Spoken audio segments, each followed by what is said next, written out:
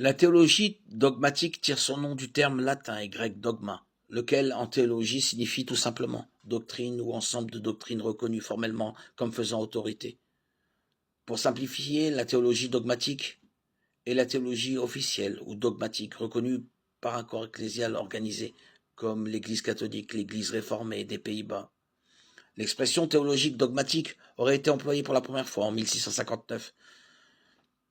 Elle est devenue de plus en plus populaire après la Réforme et est employée en référence aux articles de foi officiellement formulés par l'Église.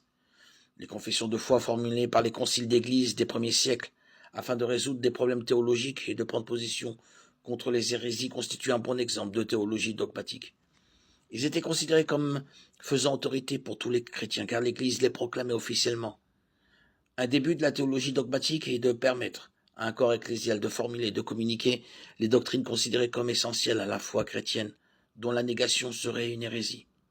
On confond parfois la théologie dogmatique avec la théologie systématique, et ces deux termes sont parfois employés de manière interchangeable, alors qu'il y a des différences subtiles, mais importantes entre les deux.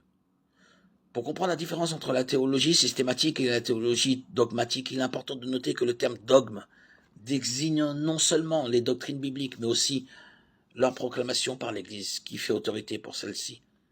La différence fondamentale entre la théologie systématique et la théologie dogmatique est que la théologie systématique ne requiert pas la sanction ou la validation officielle d'une Église ou d'un corps ecclésial, tandis que la théologie dogmatique est directement liée à un corps ecclésial ou à une dénomination spécifique.